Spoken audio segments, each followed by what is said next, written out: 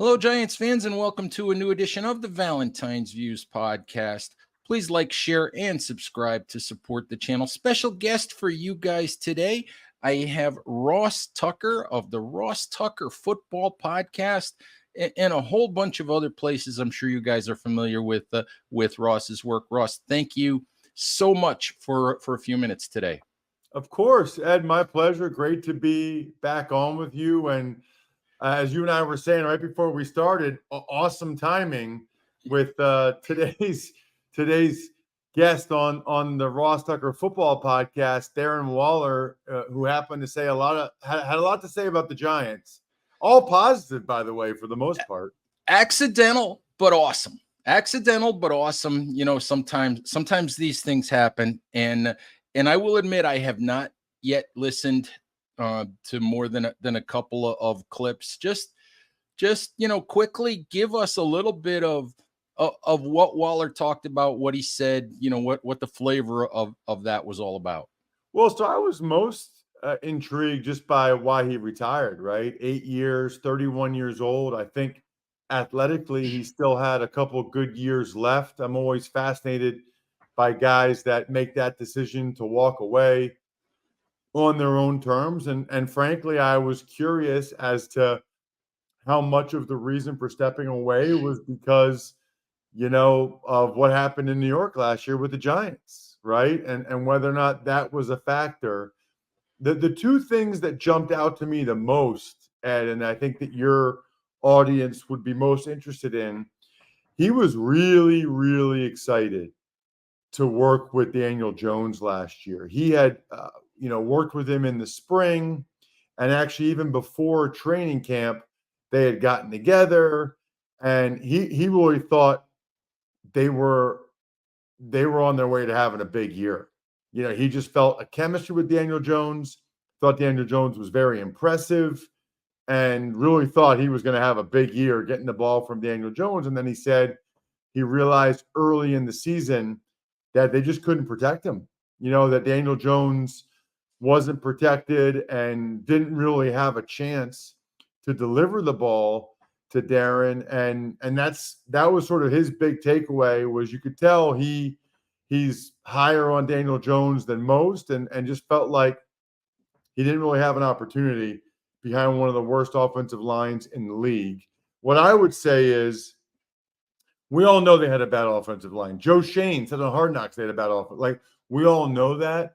I do think Daniel Jones, this is my personal opinion, lacks pocket mobility.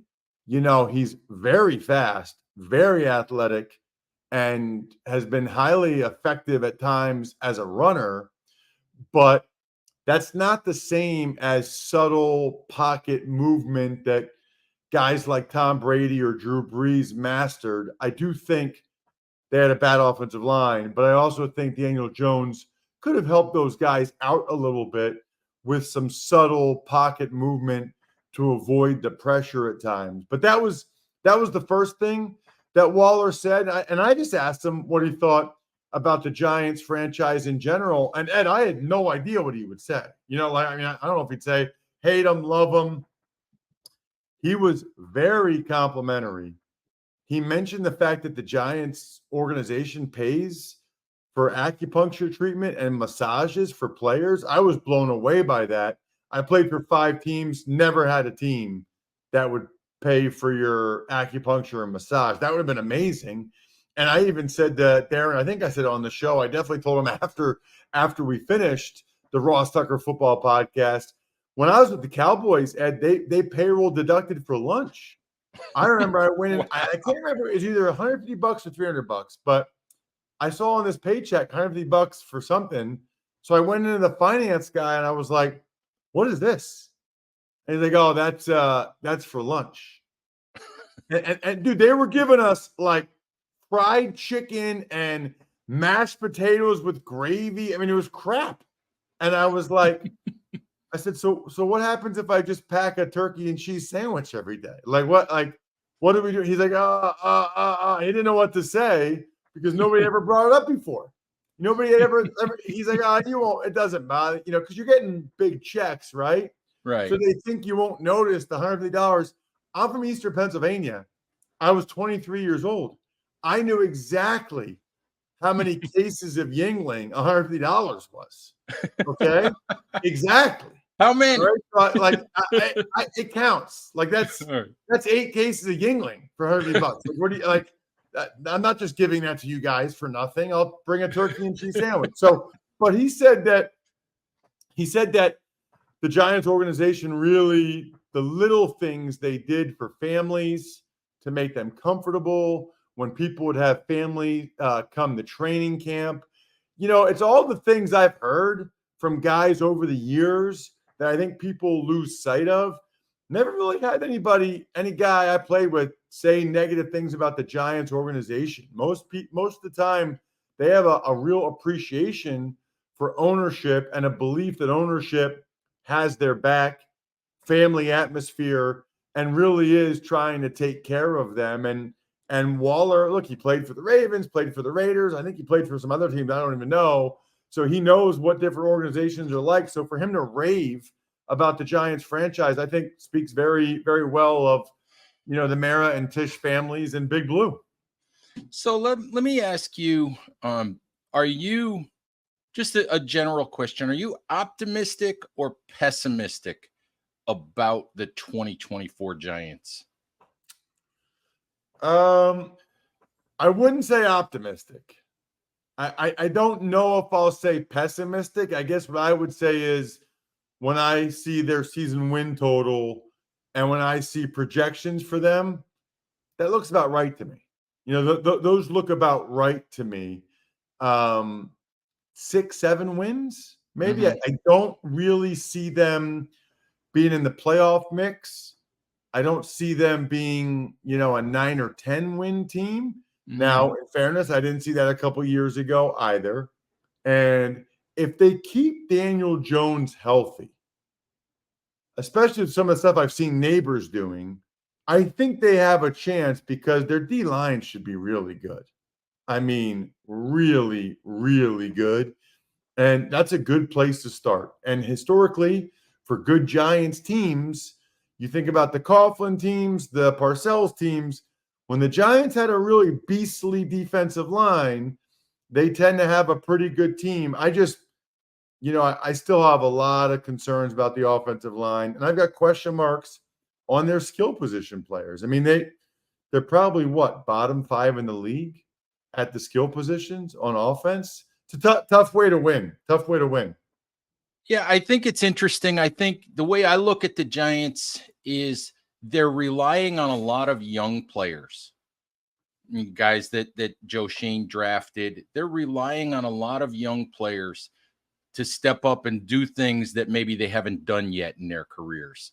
And I think that's where a lot of the questions, come up. And that's not a negative, but it's a question. Mm-hmm. Whereas other teams have more proven commodities. And by the way, those guys could get hurt or those guys could play bad, but the thought process is they're not a question. In general, the more questions you have, usually the bigger concerns there are, because some of those questions are going to be answered negatively. I guess I would also say this too, and I don't know Joe Schoen. I think I met him once, but I guess it just feels to me, I'm intrigued by, if you look at his decision making so far, right? Like Julian Love just got a big contract with the Seahawks, played his butt off for the Giants. What didn't they like about him? Like, why didn't they bring him back? They move on from Saquon, which we'll see how that plays out. But then even along the offensive line, the Evan Neal pick does not look real good so far. I mean, they need John Michael Schmitz to play better. I don't know. With young players, I guess you'd have to feel with young players, I guess you'd have to have a lot of confidence in Shane's draft choices. And I would ask you, do you? Do you have a lot of confidence based on what you've seen so far and his moves in Joe Shane's choices? I think, I yes and no. I can't blame him for the Evan Neal pick because I think almost everybody saw Evan Neal as a top 10 pick. I think people are surprised by the idea that hasn't worked out. I I think we're at that point where there's enough guys that they're going to have to rely on that are Joe Schoen draft picks, to play starting roles, to play big roles, where we're going to find out what the answer to that question is. We're going to find out what the answer is in 2024 to a lot of that. I mean, has he gotten the right wide receivers? Has he added the right defensive backs and all of that? So I think that will be a better question at the end of this year than it is right now. But what I did want to ask you about is offensive line. We all know you played the offensive line in the NFL for a number of years. The Giants didn't make a big splash move on the offensive line. Do you like what they did? I mean, including the signing the other day of Greg Van Roten out of Las Vegas as a free agent. Did you like what they did? Do you think it's enough? Well, I do like that they got Van Roten in there. I do. I mean, I think the guy played like every snap last year, seemingly, for the Raiders with the same offensive line coach, Carm Brasillo. And I think that might be an upgrade too for the Giants, is just getting a different and better offensive line coach in there. Obviously, he's familiar with Illuminor from what Illuminor did for him last year with the Raiders. So we got to feel pretty good about that. I think Runyon's a solid player. I think if they just have two solid guards, and we know what Andrew Thomas can do, then it's really up to Neal and John Michael Schmitz. I mean, Runyon and Illuminor are proven solid starters in the NFL. And that's why the Giants paid them as such. So right now you feel like they've got three proven starters, and now they need Neal and John Michael Schmitz to play to their draft pedigree. What I like about Van Roten, he can play multiple positions, very reliable. There are some guys that are so good they help you win games. I was not one of those. There are some guys that are so bad, they're the reason why you lose games. I like to think I wasn't one of those either. Sometimes on the offensive line, Ed, you just need guys that won't be the reason you lose the game. And last year, the Giants had too many games where they had guys out there that were the reason why they were losing the game. And so Van Roten is a guy that if he gets in, he's not going to be the reason why the Giants lose the game. And that's what you need from your backups. Yeah, I think it's interesting. I tend to think at this point, you talked about Evan Neal, I tend to think that the Giants are at a point, they've already moved Jermaine Illuminor out to right tackle in training camp. I tend to think that that's a sign that they're moving on from Neal, at least as a guy that they're depending on. He had off-season ankle surgery. Apparently, had an ankle injury last year. Tried to come back from that. I don't know if there was a pre-existing fracture or if there was a small ankle fracture that occurred when he tried to come back. But he has apparently had his rehab has apparently not gone well from the off-season ankle surgery. That is a red flag, given how he's done otherwise. That doesn't sound good to me. I guess the next question there would be, who ends up being the other guard then opposite Runyon? Is it Stinney? Is it Van Roten? What are you hearing? I would think, and we'll find out more. Van Roten just got there on Tuesday. I would think that the Giants would lean into the fact that Van Roten and Illuminor played side by side a year ago, and put John Runyon at the left side with Andrew Thomas. I would think that's what they'll do. I mean, they have Stinney. I don't know how that sounds to you. And I was curious about the question of, you did it in the NFL, of just moving back and forth and how difficult that is from side to side. Harder than people think. Yeah. I mean, I've heard people describe it as using your other hand to wipe after you go to the bathroom. I don't know that I would go that far, but some of these guys, they've only been in a right-handed stance. They've only been at right guard.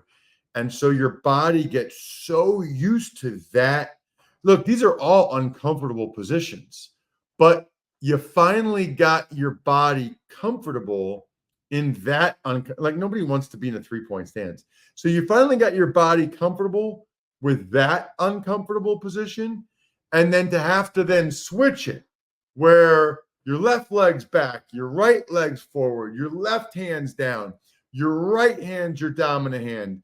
It's not easy. That's why I went out of my way to try to get as many reps as possible at every position. That kind of then ended up being my deal. Jack of all trades, unfortunately, master of none. But you can make a career out of it. And I did, for a while. But you want to move guys around as little as possible. That's for sure. Yeah, which is why I'm hoping that the Giants will settle this, whichever side Runyon's going to play and what they're going to do. I'm hoping they'll settle as quickly as possible. Yeah, I think that they will. I think that they're smart enough that they will. There's always internal pressures to play certain guys, but they know a lot more about Neal's rehab than we do.